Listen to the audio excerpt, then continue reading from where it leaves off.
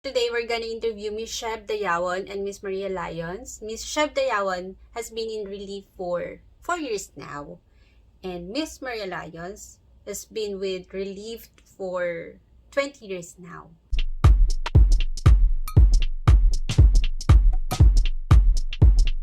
Kung pwede pong Reliv sa may G6PD, pwede rin po ba ito sa mga batang with special needs? Yes.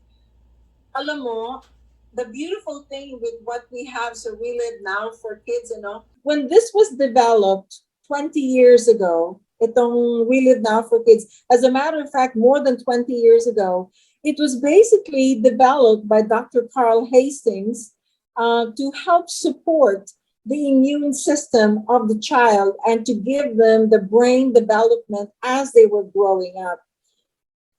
During that time, hindi pa siya naumpisahan ng mga bata na may special needs.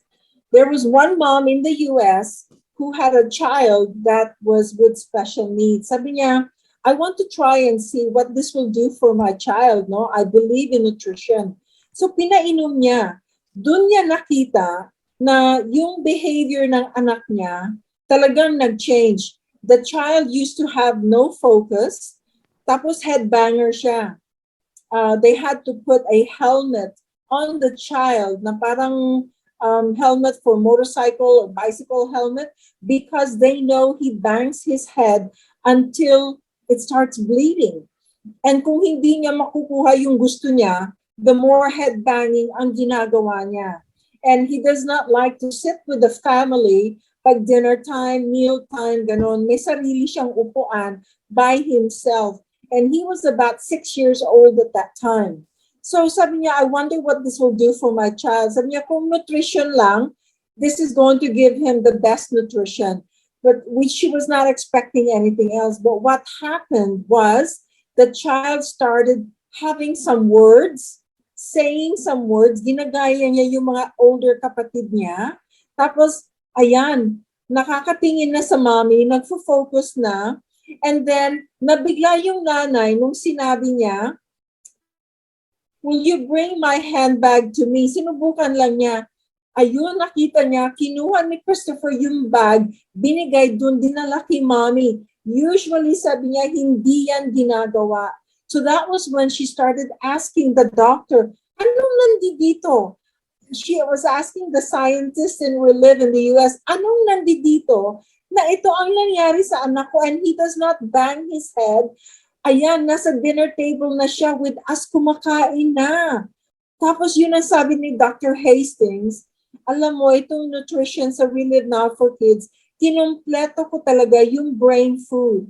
And when you have brain food and when you're dealing with mga children with that kind of health concern, with neurological disorders, anything that has to do with the brain, it feeds the brain in such a way that it stimulates it to function and help the brain function normally. Because remember, we're all made up of living cells, and Reliv is food for the cells.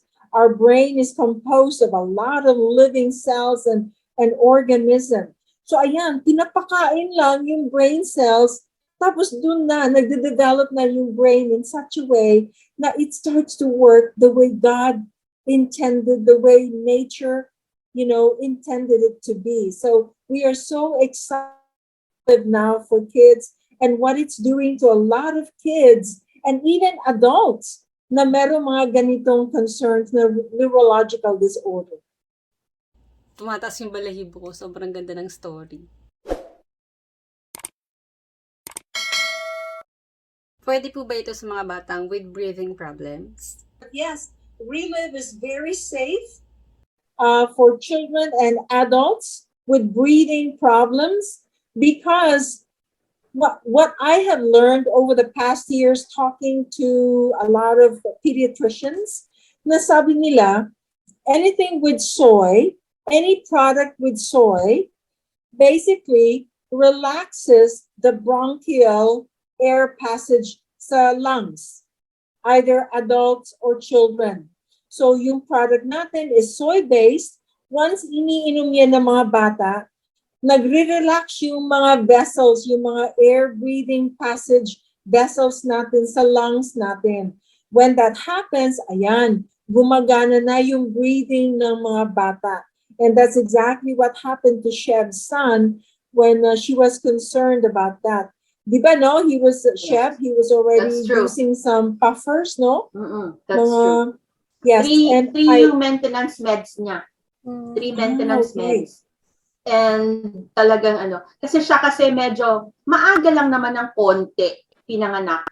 He could breathe on his own when he was born. Pero medyo a bit early talaga. Eh di ba sabi nila pinakahuling nagde-develop daw yung lungs. So I think that's the reason why medyo mas kumbaga weak ng konti yung lungs niya nung maliit siya.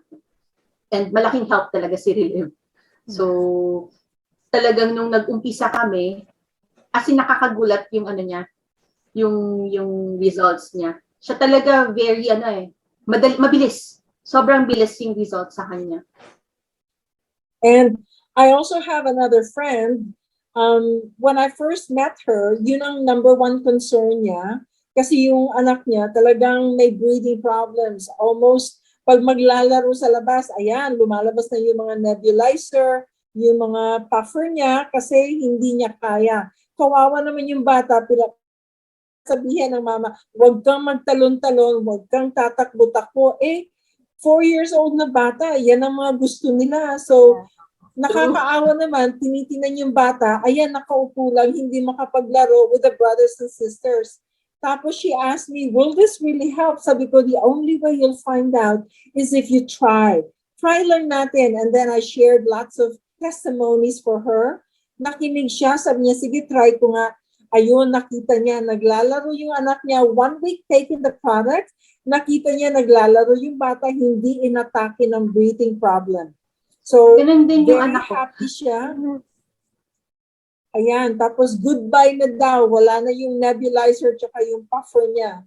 Hindi na ginagamit. Tsaka maraming mga, steroidal medication na nilalagay doon. So, it's not good for the child as well.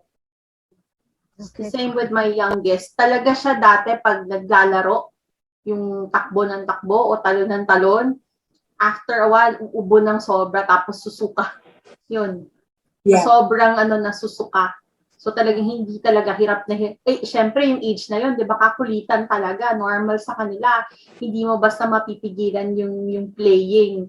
Pero talagang after a while, grabe na yung ubo niya, hindi na makahinga. Tapos yun nga, kadalasan in the end, yun na. So, big help talaga si Rio. Big help. Okay. Per checking po ng can, yung sugar content po niya per serving is 14 grams. So, gaano po ba siya katamis? I mean, does it affect the baby? Okay. Yung Reliv now for kids, matamis nga. It has 14 grams of sugar nasa can, nasa label natin. But mga mommies, huwag kayong matakot because it says 14 grams sugar. Hindi naman yan the kind of asukal, yung puti na asukal na alam natin na nasa kusina natin. It's not that kind of sweetener. Ito siya, fructose, yung sweetening natin. So it's very safe. Matamis nga siya. So some moms, they want to add maybe just a little bit lesser yung dosage niya. But okay naman siya, yung tamis niya. Parang ice cream. Kami, we usually mix it with fresh milk na unsweetened. Okay. So, sakto lang siya. Kung medyo yung talagang nagbabawas ng sweetness, twice. Pwedeng half-half. So, half scoop with fresh milk na yung talagang 200, isang baso, sakto. Masarap. Ayan. Parang ice cream, Melted ice cream. Sa akin basta yun, ang pinaka-best na paghaluan niya talaga, fresh milk na full cream na walang sugar. Ayan. For my baby naman po, sinasama ko po yung Reliv Now for Kids sa fruits niya, especially avocado. She likes avocado so much. And medyo mapait yung avocado ng konti. So, sinasamahan ko siya ng Reliv Now for Kids. Very good. Gusto naman po ni baby. So, napansin ko parang pumuti po si baby ko. So, my question is, totoo po ba na nakakaputi po or nakakakinis ng balat si Reliv? Oh, yes. Naku, lahat ng mga babies na umiinom ng Reliv Now for Kids, infant, toddlers, children, age school, teenagers, maski mga adults na. Once umiinom sila ng Reliv Now for Kids, naku, kikinis yung kutis. Kasi alam mo why it does that? Remember, our skin is the largest organ in our body. Pag umiinom tayo ng Reliv Now, para sa mga bata, Reliv Now for Kids, ayan, maganda yung urination nila, yung mga detoxing nila, maganda yung pagbabowel movement nila, and they are also, because hydrated sila, yung katawan nila, pinapawisan sila. So all those three things are forms of detoxing the body every day. And when that happens, ayan, kumikinis talaga yung kutis natin para sa mga bata. And for us adults, tignan mo si Sheb, tignan mo yung kutis mo, Esli, no? And for me, I'm 63 years old. And I have been drinking Reliv for 20 years. So yes, talaga, that's the number one thing. And I'm going to share a story. I have a friend, she just gave birth to a baby boy, and mga 2 months old. Tapos, she was posting a lot of pictures ng anak niya. Tapos sabi niya, naku, may mga rashes. Sabi ko, I messaged her privately, naku, Mommy Ivy, try mo yung Reliv Now. Try mo. Sabi niya, sige na nga, try ko nga. And first baby niya, so excited, but then again, parang medyo scared to adding something new sa baby formula.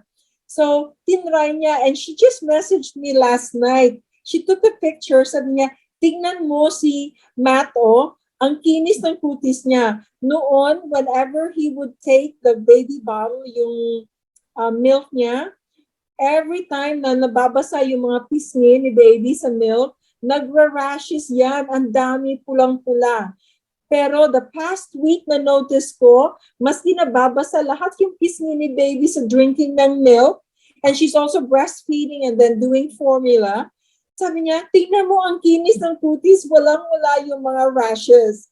So I was very happy and excited for her. Sabi niya, talaga, ang sulit talaga, ang ganda talaga ng Reliv Now for Kids ninyo. So forever ako magiging customer. That's true. Ako, I have 2 kids, di ba? Isang teen, tsaka yun si Rafa, yung 6 years old ko. Yung 6-year-old little boy kanina na makulit. Ano siya, sila magkaiba ng color. So yung eldest ko, medyo mas fair yung skin niya. Itong bunso ko, mas kayumanggi. Pero makikita mo pareho talagang maganda yung skin nila. Makinis, tapos may glow. Ayan. Sabi ko nga, parating akong sinasabi dito sa bunso, kasi mahilig, malambing yan eh. Parating nakasit sa akin, facing me. Baby, ba't ang ganda-ganda ng skin mo? Ganda-ganda ng yung cheeks niya talaga, magigigil ka. Kasi makita mo, namimintog siya, sa kinis-kinis, tapos may blush siya na natural. So, ang ganda-ganda ng skin, nakakatuwa. So, makikita mo talagang super healthy. Yung skin, yung eyes, yung hair. Ang gaganda ng buhok nila. Sobra. Talagang napaka-healthy ng hair. Magkaiba din yung quality ng hair nila, pero pareho maganda. Yung eyes. Yes. So, hindi mo talaga ma-deny, even if other people will see them, talaga healthy mga bata. Kasi talagang kita, hindi ma-deny yung pagiging healthy nila. That's great. Very good, Sheb. Actually, si Miss Maria, she's been posting and sharing her stories every now and then sa FB niya. You can add her and you will learn a lot from her. Kahit ako, ang dami kong natutunan, ang dami kong na-clarify. So if you have questions about Reliv, comment down mo. And let's try to answer that on my next video. By the way, please like and share this video para marami pang mommies and daddies na ma-discover si Reliv, the benefits of Reliv. Maraming salamat, Ms. Sheb Dayawon and Ms. Maria Lyons for giving mo the opportunity to interview. Kahit hindi naman ako ganun kagaling pang mag-interview. Buti pumayag po sila. Sana marami kayo natutunan. Kasi marami rin ako natutunan. Kasi yung baby ko, nagtitake din ng Reliv. So, I'll be posting more videos about Reliv. So, make sure to like, share,